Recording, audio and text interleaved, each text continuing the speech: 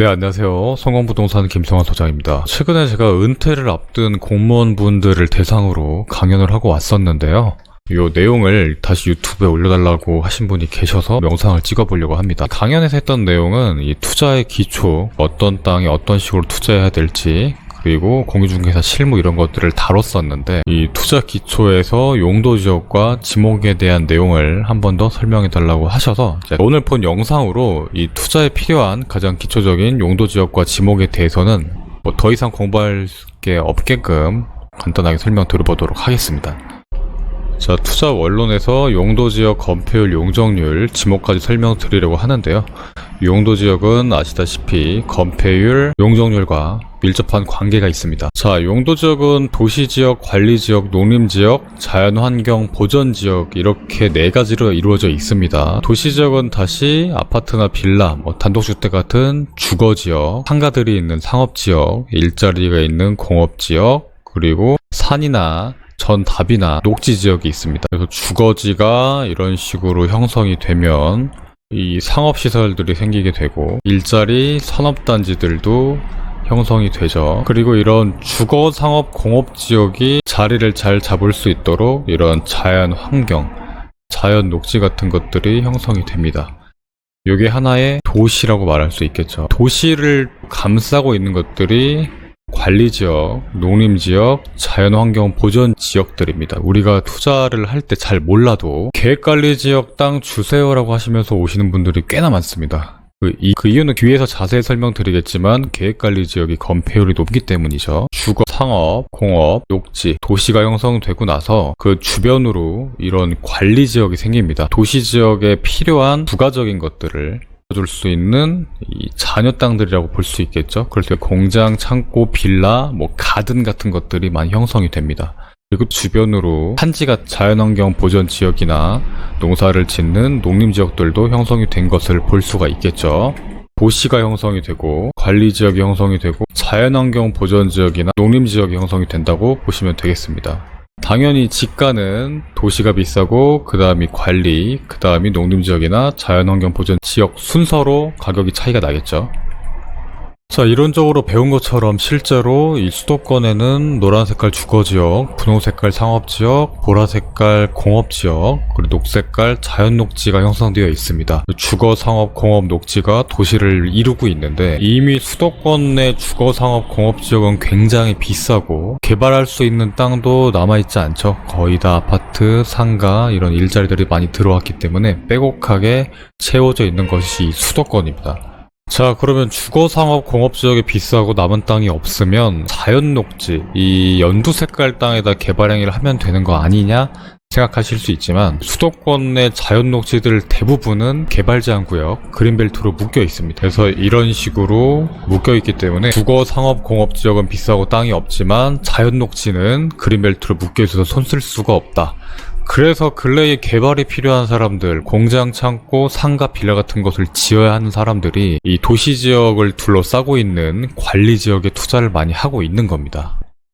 그래서 이렇게 색깔이 변하고 있는 이 관리지역에 대한 특히나 이제 도시지역과 가까운 관리지역에 대한 수요가 높아지고 있는데요. 결국에는 이 도시지역의 주거, 상업, 공업에 대한 수요가 확장되면서 추가적인 관리지역의 땅을 필요로 하는 것이기 때문에 도시지역과 가까운 관리지역에 투자하는 것이 상당히 매력적인 방법일 수 있겠죠. 그래서 주거, 상업, 공업지역을 그린벨트가 크게 가로막고 있다 그러면 접근성은 좀 떨어지게 될 것이고 반대로 이런 도시지역과 가까운 관리지역들, 그린벨트가 크게 막고 있지 않는 이런 지역에 대한 수요는 상당히 높아지고 있습니다. 자, 그 다음으로 볼 것이 건폐율과 용적률입니다. 도시지역을 감싸고 있는 관리지역이 있고 관리지역에 투자를 많이 한다고 했는데 관리지역에서 또 어떤 관리지역에 투자를 해야 좋을지는 건폐율과 용적률에 따라서 결정됩니다.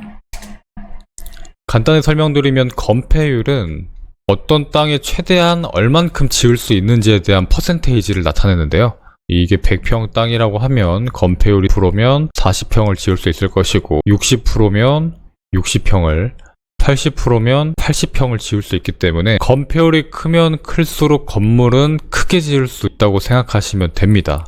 반대로 용적률은 방금 말한 1층 면적을 얼마나 위로 올릴 수 있느냐입니다. 상가 건물 같은 경우에는 최대한 많이 올리고 많이 지어야 상가 개수를 많이 만들 수 있고 수익률과 직결되기 때문에 이 상업시설들은 용적률이 굉장히 높죠. 자, 정리해보면 우리가 전답, 임야, 잡종지 같은 원형지, 아직 개발되지 않은 땅에 투자한다고 했을 때는 주거지역은 해당이 안 됩니다. 비싸니까요. 상업지역도 공업지역도. 그러면 남은 것들은 녹지지역과 관리지역 정도가 될 겁니다. 이 녹지지역 중에서는 용적률과 건폐율이 가장 좋은 것이 자연 녹지지역이고, 관리지역에서는 용적률과 건폐율이 가장 좋은 것이 계획관리지역이죠. 그러면 질문 주시는 것이 자연 녹지지역이 더 좋냐, 계획관리지역이 더 좋냐? 정답은 지역을 떠나서 좋은 자리에 있는 땅이 제일 좋은 땅입니다. 예를 들어서 4차선 대로에 있는 계획관리지역이 좋냐, 아니면 저 멀리 있는 자연녹지 지역이 좋냐? 당연히 4차선 대로에 있는 계획관리 지역이 좋겠죠. 반대로 2차선 노출 잘 되는 자연녹지 지역이 좋냐? 저 안에 들어가 있는 계획관리 지역이 좋냐? 당연히 2차선 붙어있는 자연녹지 지역이 좋습니다. 땅은 결국 입지이기 때문에 해당 토지가 어느 자리에 있는지를 먼저 보고 그 다음 어떤 지역에 있는지, 마지막으로 어떤 지목을 가지고 있는지 보시면 되겠죠. 근데 똑같이 2차선에 붙어있고 이 땅은 자연녹지, 바로 옆에 계획관리가 있다? 당연히 건폐율이 높은 계획관리 지역이 좋습니다. 자, 똑같은 크기의 땅에 있다고 가정을 했을 때 계획관리 지역은 건폐율이 40%이기 때문에 한 이만큼을 지어서 상가 4칸을 만든다고 했을 때 자연녹지 지역은 건폐율이 20%이기 때문에 상가를 2개밖에 뽑지 못한다. 그럼 당연히 수익률 면에서 계획관리 지역이 나을 수밖에 없겠죠. 그래서 용도 지역만 놓고서 볼 때 뭐가 좋냐는 판단할 수 없고 어떤 자리에 어떤 형태로 있는지가 가장 중요하겠습니다. 자, 마지막으로 지목입니다. 지목을 굉장히 중요하게 생각하시는 분들이 많은데 사실 현장에서 중개하는 입장에서 지목은 크게 중요하지 않습니다. 자, 지목은 쉽게 설명드리면 땅이 하고 있는 역할입니다. 우리가 직업이 회사원도 있고 공무원도 있고 의사도 있고 자영업자도 있는 것처럼 땅들도 전이 있고 답이 있고 임야가 있고 과수원이 있고 잡종지가 있고 염전이 있고 이런 식으로 역할들이 다른 것이죠. 도시지역이 있고 관리지역이 있습니다. 도시지역과 관리지역은 동일하게 땅들이 역할이 다를 수 있기 때문에 도시지역에 전답 임야가 있을 수 있고요. 관리지역에 전답 임야도 있을 수 있습니다. 도시지역에 대지나 공장용지가 있을 수가 있고 마찬가지로 관리지역에도 공장용지, 대지가 있을 수 있죠. 지목은 용도지역에 상관없이 모두 분포되어 있습니다. 다만 용도지역은 다르기 때문에 주거지역에 있는 대지가 관리지역에 있는 대지보다는 비쌀 수밖에 없겠죠. 그래서 정리하면 도시지역에도 다양한 지목들이 있고 관리지역에도 다양한 지목들이 있다. 그래서 지목만 놓고 뭐가 좋냐는 판단하기 어렵고 말씀드린 것처럼 입지랑 용도지역이 지목보다는 중요하다라는 말씀을 드립니다. 그래서 네이버에 검색해보면 지목은 28개 정도가 있는데요. 우리가 알아야 될 지목은 전, 답, 과수원, 임야, 대지, 공장용지, 창고용지, 도로, 잡종지 정도. 한 이 9개 정도의 지목은 우리가 토지 거래를 하면서 접하게 되는 지목들입니다. 이것들을 제외한 것들을 우리가 일반적인 상거래하면서 만날 일은 거의 없기 때문에 이런 것들의 정의까지 알 필요는 전혀 없고요. 자, 그럼 정리해보면 도시지역의 주거상업 공업은 비싸고 자연녹지는 대부분 그린벨트로 묶여있죠. 그래서 도시지역의 땅을 투자할 때는 자연녹지 중에 그린벨트로 묶여있지 않은 것에 투자하는 거, 그리고 관리지역 중에서 계획관리지역이나 생산관리지역 같이 건폐율이 비교적 높은 땅에 투자하는 것이 토지 투자의 일반적인 방법이라고 할 수 있겠습니다. 이 과정에서 여러 가지 지목이 도시지역에도 있고 관리지역에도 있는 거죠.